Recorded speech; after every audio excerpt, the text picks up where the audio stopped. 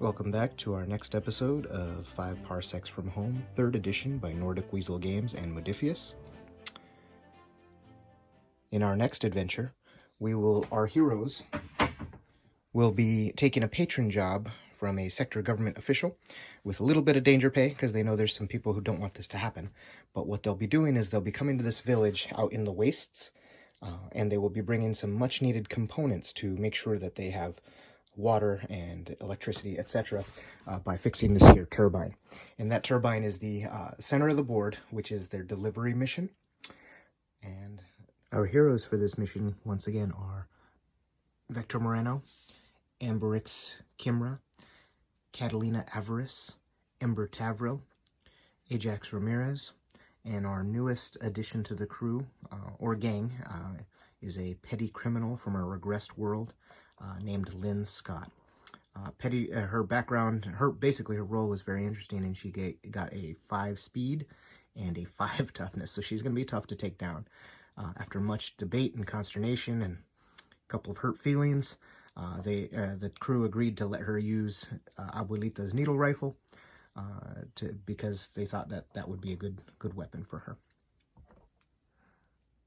And in the red corner, opposing our heroes, is a group of bounty hunters.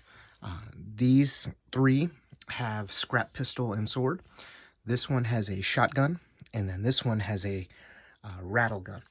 And so these bounty hunters are trying to ensure that the heroes do not deliver their parts to the turbine. Now, just so you understand, I rolled the weapons for each of these. I decided to add this one to have a shotgun to up the difficulty, because a shotgun's a much better weapon, as well as in the rules it does say if you want a more interesting, varied game, you can differentiate and roll for 2 groups. Now, I didn't have another shotgun model, and quite frankly, one other shotgun would have been overkill, so I have my 1 rattle gunner. 1 group has 1 weapon. He's his own group, and that's why he has that. This is where we've set up the enemies. We got the unit of blade and scrap pistol bounty hunters in the middle, ready to charge up the middle. We have the rattle gunner sitting here in the area terrain, and then we have the shotgunner going to make a flanking maneuver over there on the left. Now, one other piece about this mission is that we rolled the condition gloomy, so no one can see past 9 inches right now, so this is going to get up close and personal. The thing is, though, as soon as you shoot a weapon, and I may change that for needle rifles, the needle rifle, but as soon as you shoot a weapon, anybody can shoot at you that round. Okay, now while setting up the rest of the troops, you're supposed to keep them 18 inches away, so there's not very clear definitions, and that's one of the things I have an issue with this system, is not knowing where to put my guys very well, but it says you have to be 18 inches away, so I'm gonna go ahead and you know what, I'm not gonna do that. I'm gonna do a regular 6-inch deployment zone, because that's how I'm used to playing, and unless I get better guidance, that's what I'm going to go with. We'll have this guy over here. We'll have Catalina's Speedy. She will be my package delivery person. We will have these 2 come this way. Amberix and Vector will come along here on the left-hand side.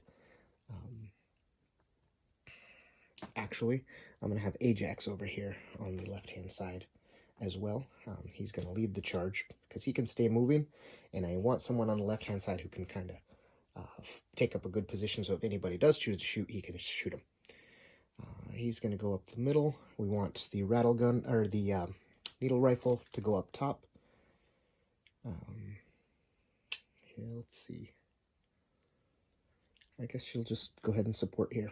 All right, that's my setup. So I have Amberix, Vector, and Ajax here on the left-hand side. The package delivery team is going to be over here on the right.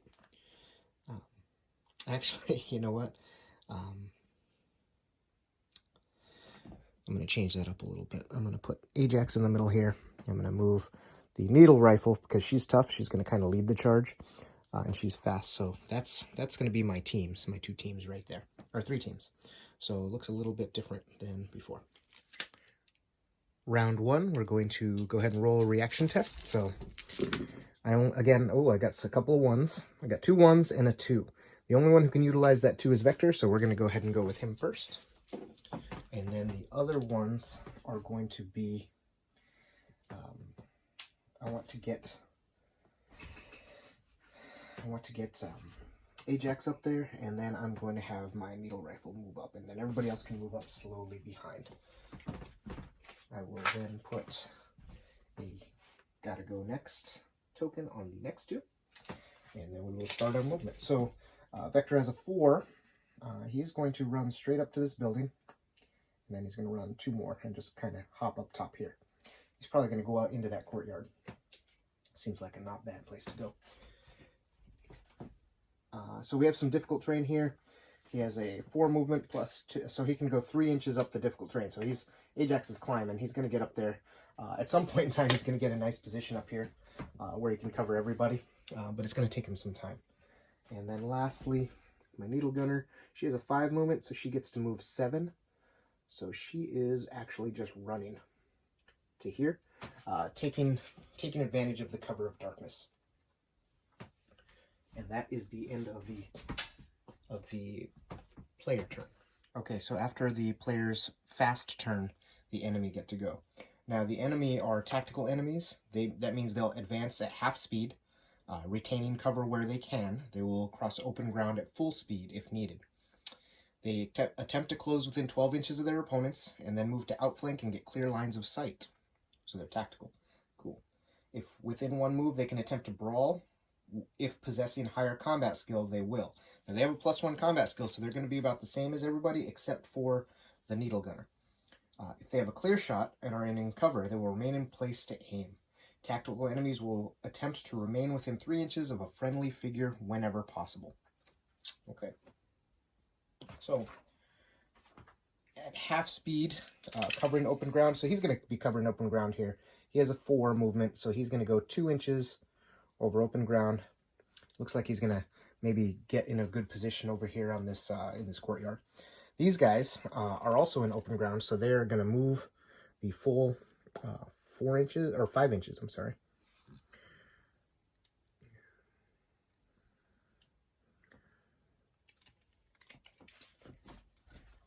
This guy's also going 5 inches.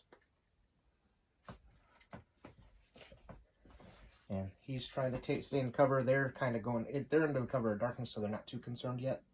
And that is the end of the enemy phase. So now we're going to go to the player's slow phase. Amberix has a speed of 4, so she's also going to move 6 inches. And again, the first turn is going to be a lot of movement and positioning, and that's okay.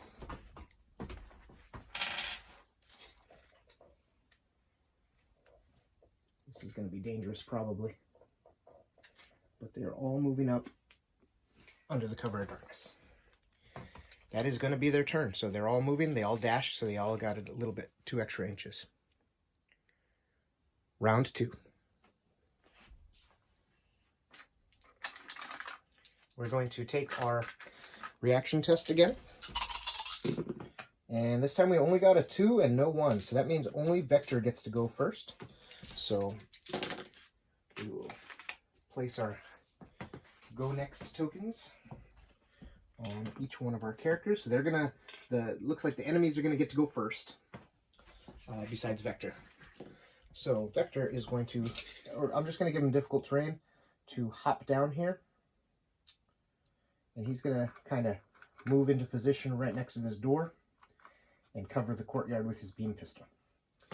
Later, he may jump out and attack in hand-to-hand combat, since that's what he's good at, but he's not going to tip his hand just yet. Now the enemy are going to now go, because it's the enemy turn again. Okay, the rattle gunner, he's in open ground still, so he's going to go his full movement. So he's going to go 1, 2, 3, and 2 inches up to cover the courtyard. So he's actually visible, and he moved the full 5. So he moved the full 5. He actually does have a shot at Vector, and so he will take a shot. He needs a 6 and then a 5 to hit, because he has a combat +1. And it's a rattle gun, so he gets 3 shots. And that 6 would normally hit. -1, +1, so the 6 hits.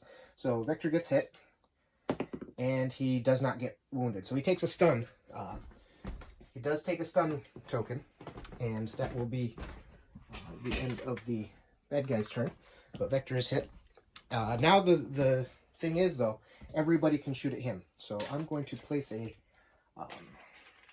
alerted marker, so everybody can shoot at him.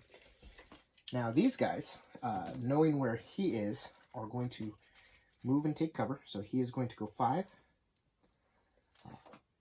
He's also within range of a scrap pistol, so he needs a... It's also going to hit him. Oh, man. And it's, again, not going to wound him. So Vector takes another stun marker.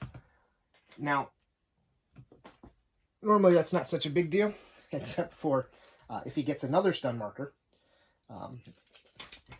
he will automatically get taken out of action. So this may have been dangerous for him to even peek out there. These guys are moving up, and they are shooting at him. 3 missing, and then this guy's also moving up. He's actually going to hop into here to take cover. So they have a nice position here. 2 of them are available to be shot, and then this guy is going to go 1, 2. That looks like they would try to stay in cover, so they have 1 more inch. So he's going to be here.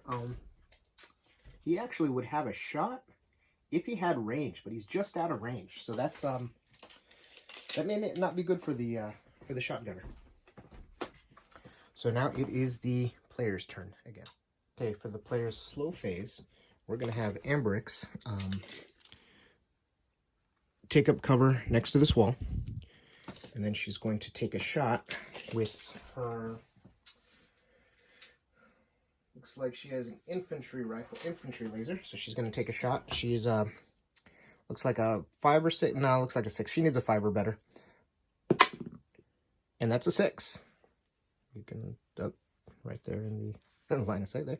So it's a 6, and then she's going to roll to hit that rattle gunner, or wound him. And she rolls a 6, so she actually comes up here and takes the rattle gunner out. Now that's a big deal, because that guy had line of sight to everything in the courtyard. So well done. Amberix is going to be the one getting the +1 experience for the first casualty. That has got to be not as exciting a prospect for these other guys now that their cover has been taken out. Ajax here is going to move up 2 to right about there. This guy's shot, so Ajax is going to be able to shoot him. So we're going to go ahead and take him out, or try to take him out. He gets an aimed shot. The guy's in the open, so he needs a 4, 5, or 6, and if he rolls a 1, he gets to re-roll it. He rolls a 6. Rolling to wound that guy. That's a 5. That's going to take him out. Another casualty. So the 2 bounty hunters that opened fire under the cover of darkness exposed themselves and now are out of action. So that's a good thing. So these guys have gone. We still have the package delivery team over here on the right now. Lynn Scott, she's tough. She wants to get up there and she wants to shoot that guy. So she's going to take her action to move up to get into cover. And she's going to go ahead and take a shot. And that is a 5. So she would normally hit with a 5 or 6. I would have to give that guy cover. So that's going to miss. So but she does have another shot because it's a needle gun. It's going to miss. So almost a good shot, but now she's in cover, so she's a little safer. Catalina is going to book it 7 inches to here, using her speed to run up to the components. And next turn, she is going to have to take a combat action to start plugging those components into the system to make it work. And then lastly, Ember Tavros is going to also come. She's right there, so she gets to go 4. So she's going to come here. And she's going to have a shot of a 6 too. Well, a 5 or 6. with her pistol. And that's going to miss. And that would be the end of that turn. So we're going to go ahead and roll a reaction again for turn 3. So I only rolled 1-1, so Victor's the only one who gets to go first. He's actually going to remove one of his stun tokens, and he's going to keep the other one. After he does his move is he's just going to come into this corner and really keep himself safe from fire for next turn. And then that will be the enemy's turn.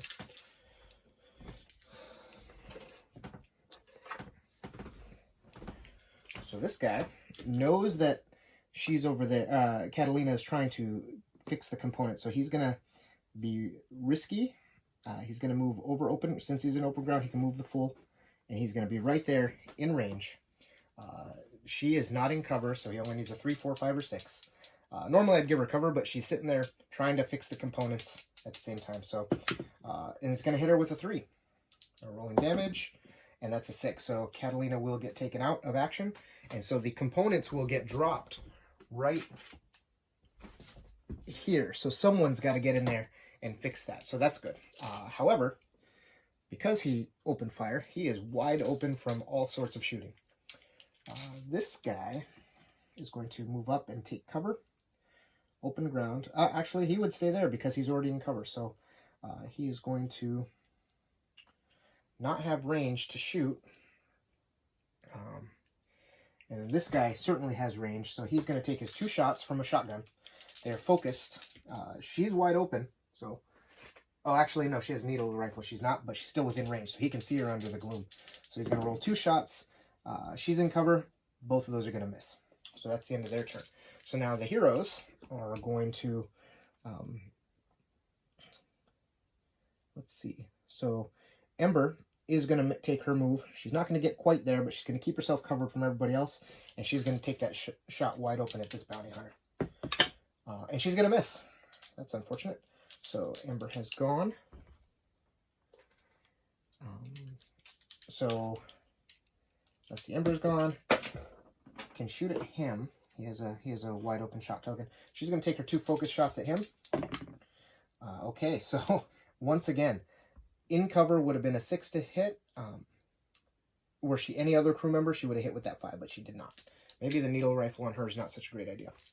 So she's done. We're going to move Amberix up to this corner to take a shot at that guy. Ooh, and she's within 6, so she's going to get a +1 to hit here. He's wide open, +1 to hit. She needs a 2 or better. And that's going to hit with a 3. And let's see what it does to him. And that's a 4. Now let me check their toughness, because I know it was pretty tough. They have a 4 toughness, so that was just enough to take this guy out. So Amberix has been really not part of the first couple games, getting taken out twice, I think. But this time she's really pulling her weight with those double pistols of hers.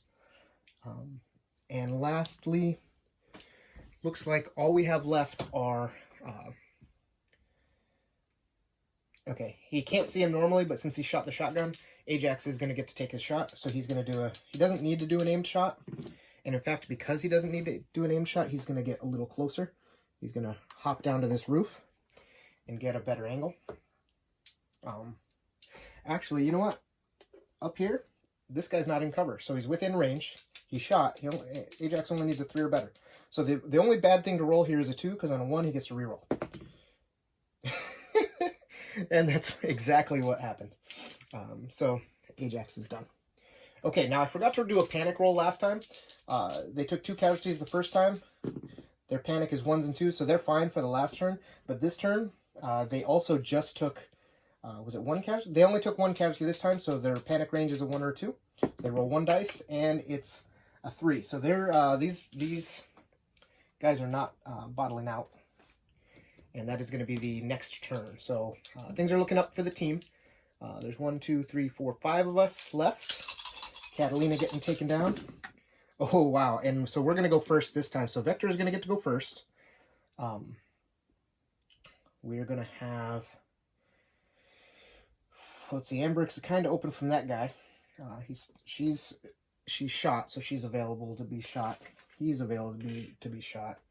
But those guys only have pistols and a shotgun, so we're going to go with her to try to put him down, hopefully, with the needle rifle. And then we're actually, with the other one, we're going to have Ember start to make tech rolls to try to shove those parts together to get it started. Okay, so Ember's going to go first with her tech roll. +1, it's a 3. It's not working yet, so she starts shoving components in there. Not quite enough to get it. Actually, she doesn't. She takes her action to pick up the components and then move up to start next turn. So it doesn't matter that she did it. So she has the components. Okay, we have a needle gunner. So Lynn Scott is going to take shots at this guy again. And she needs 6s. A 1 and a 2. So neither of those. Luckily, it's an aim shot, so she gets to reroll that 1 because she didn't move. And we got a 6. So we got what we needed after aiming. And rolling to wound this guy. Needs a 4 or better. Get off the table. A 3. So this guy's just going to take a stun token. And that's okay. Because now it's their turn. He's going to take a shot at her. He doesn't get an aim shot, but he tries to shoot. 3 is going to miss. This guy, he knows stuff's going on. He's got to get into combat. So he's going to tactically move 1, 2, 3, 4, 5. He's going to move to there. Now, he actually has a shot, but it's out of range of his pistol. He has a shot over there. He needs a 6. 5 or 6. Oh, he gets the 5.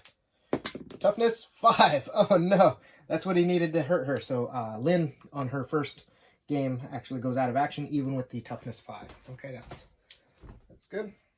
So, now it is the rest of the heroes. Did I do that right? Yeah.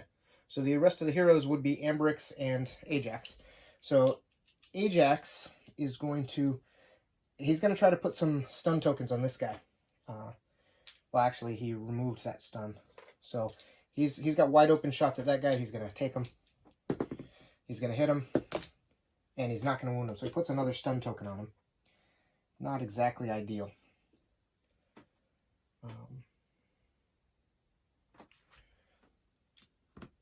She can move 4, 5, 4 to there. She doesn't have a shot, so she's going to move into cover right here. And then Vector is going to go 1, 2, 1, 2, 1, 2. So he's actually coming up to help also, because he's pretty good in combat. He gets to remove that stun token now. Okay, that is the end of the turn. So the only people who shot was the shotgunner here. This guy here was shot. And that looks like that's it. Okay, so now there are 4 heroes left of the hero crew. Okay, you're going to roll a reaction. And we got 1, 2, so only Vector gets to go this turn. That's going to be okay. So he's going to get to go. Now I have to put go next tokens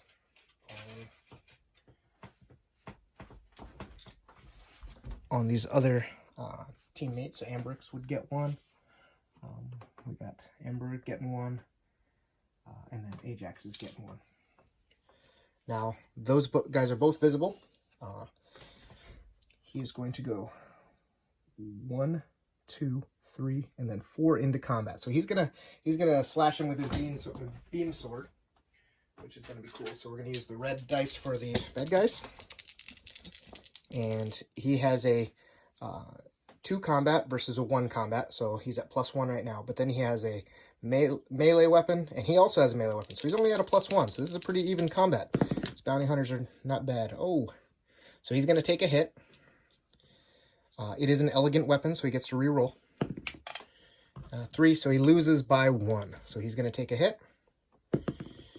And I'm going to roll a 3, which is not enough. So he's going to get a stun token for this turn in combat. That was surprising.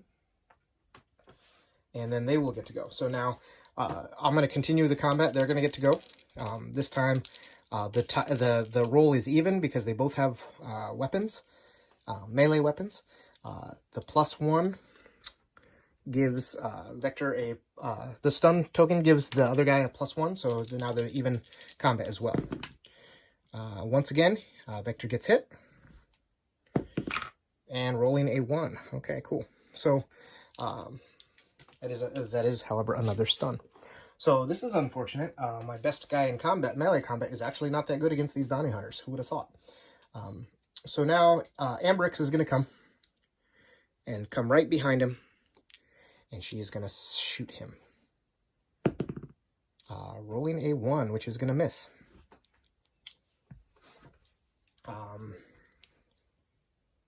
Oh, she should not have gone. So she's going to miss, but this guy actually gets his turn. He has a shot. He can't shoot Ajax, so he's actually going to come up here. And since that was his move, that is his action. So he moves up to get a better position up here. It's actually not great.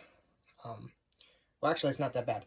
Ajax can't shoot him because of the darkness, and he didn't shoot this turn.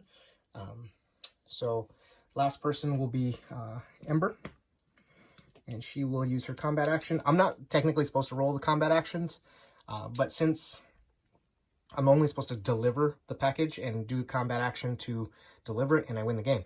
But in this case, in a high pressure situation when the enemies are still coming, I think that she should have to make a savvy text.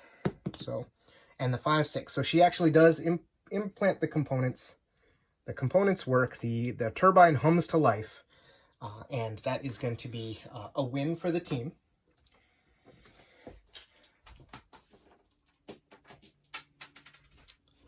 And now let's finish up. So Ajax is going to, he's going to have to move. So he's going to move up 4 inches, and he's just going to hop down here to get into range of that guy. He is going to roll to hit, and he's going to hit him. And he rolled a wound, and he's not going to wound him, so he puts another stun token on the guy. And then Ambrix, of course, moves up to shoot. Okay, it's the next turn again. These guys do not bottle out this turn, and I got nobody first, so they're going to go first. So, Vector's combat again. Okay, Vector actually wins this combat, so he removes his stun token. Vector wins the combat, and it's going to take a 5, so he's going to chop this guy down with his glare sword. I don't know if that's supposed to be like a lightsaber or just like a power weapon vibro blade. I'm going to say it's like a glowing vibro power weapon. So that one's done.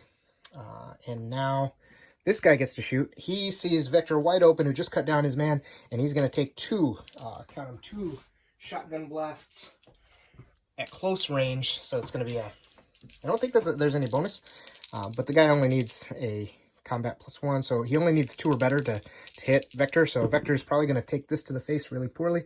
So he only takes 1 hit. That's good. And now let's see what happens to him. And he rolls a 2. So Vector takes another stun token. Maybe the guy just hit him with some buckshot pellets or something. And that is the end of that. So now the whole team gets to go. Vector is going to turn and shoot his phase pistol at that guy. Missing. Wow. Yep, he removes his stun token and he shoots and misses. Ambrix is going to shoot at him. She has a +1. It's an aimed shot, so she's going to get to roll again.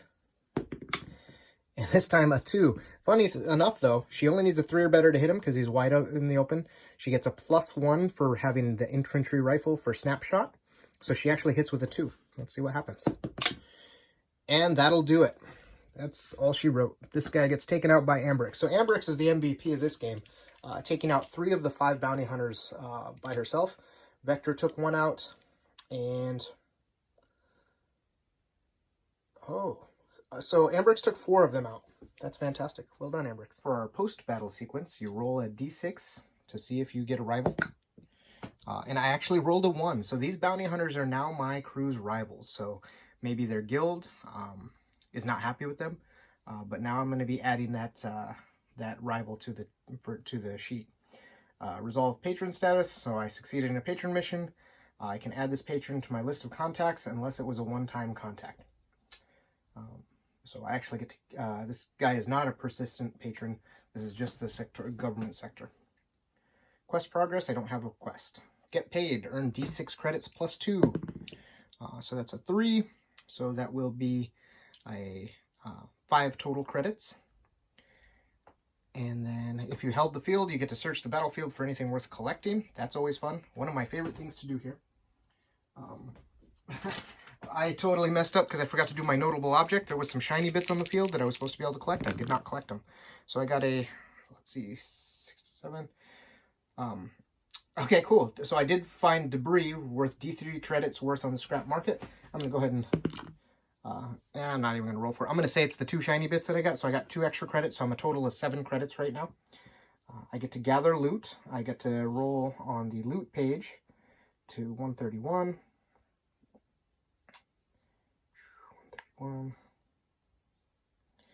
That's one thing I don't like, is having to go all the way to a different page when they should have it in order, which would make it easier for me, and that's one of the things I didn't like. One of the very few complaints I can have about this game. That's why I'm still playing it, and I love it. My loot roll is a 31, so I found a damaged weapon. So a category subtable, D100, 14, a slug weapon. So let's look on the slug weapons table. A 22. So I found a machine pistol. Someone was not using a machine pistol. That's really weird because these guys should have used a machine pistol, but I will take it.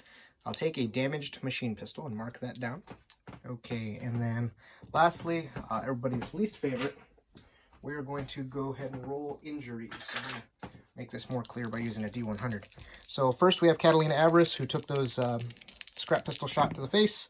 And she rolls a 21. That is going to be an equipment loss. So random carried item is damaged. So I got to roll. She actually doesn't have many items. All she has a machine. All she has is a machine pistol. So now Catalina, the team, has 2 damaged machine pistols right now. So mark that down. And then lastly, Lynn Scott, our brand new toughness 5 character, has a 42. So she has a crippling wounds. D6 credits of surgery immediately, or suffer -1 permanent reduction to the highest of speed or toughness. She has both of those. So I'm going to spend those D6 credits. Oh, man, and I rolled a 6. So I ended up with 1 credit out of this, which is fine. But Vector's the type that would show loyalty to his crew. So we actually only get 1 credit for that. And then lastly, character results. So these 2 became casualties, so they both get 1 XP. They all survived and won, so they each get 3 XP. Amberix was the first to inflict a casualty, so she gets 1 XP. And that is the end of it. So next we can invest in advanced training if we want. Not going to do that right now. I don't have enough money. I just spent it all on surgery. I can purchase some items to, I can pay 3 credits to receive a roll on the military gear or gadget table. I'm not going to do that right now. I don't have enough monies. So now we roll for my campaign event, which will be fun. This is some spoilers, so if you don't want spoilers, you go ahead and stop here, but you can see what happens to my crew. So these guys are okay, because one's damaged and one just takes the injury. She's going to have some time in sick bay, actually. I didn't, let me check that again. So injuries. So she's going to have D6 turns in sick bay. And equipment loss is no turn. So Catalina's back on the field. She just has no weapon because I have 2 damage weapons. And then Lynn is going to take 1 turn only. So must have found a good chop doc to fix her up. And then lastly, we're going to roll on the campaign events. 74. The crew spends the night drinking, watching movies, and playing cards, living it up back at the hideout. So I get 1 story point for that. And then I have D6 characters, 1, 2, 3, 4, 5, 6. 2, Vector is going to roll on the character events table, and that is a 49. Vector picks up an unusual hobby, earns a story point, and the character talks about it constantly. That's it. So 2 story points. I'll add that to the thing. And I have to find a suitably cyberpunk, unusual hobby that Vector will annoy his crewmates with. And all right, that is the adventure. I hope you all liked it, and we will see you next time. So please like, subscribe, all that stuff. If you put in the comments that you want to see more of these campaign games, I will be happy to play them. I will be happy to film them. It goes a lot slower when I'm filming them, and I could move on to other games. So either comment what games you'd like to see next, or say, hey, I want to see what happens next. Lastly, I did want to give a little plug for one of my favorite terrain creators. This was done by Crescent Root Studios. I don't know much about them other than they're in Arizona, and they do some fantastic 3D printed terrain, and then they paint it for you. So being a dad who with limited amount of time to play, that's a valuable thing for me. So I'm hoping they can move on to some sci-fi terrain, because I will buy it all. I did order some of their post-apocalyptic looking buildings for 5 clicks, or even to add in here if I want to do a rundown part of the village, so, or a rundown part of the, my big city. Okay, thanks again for watching.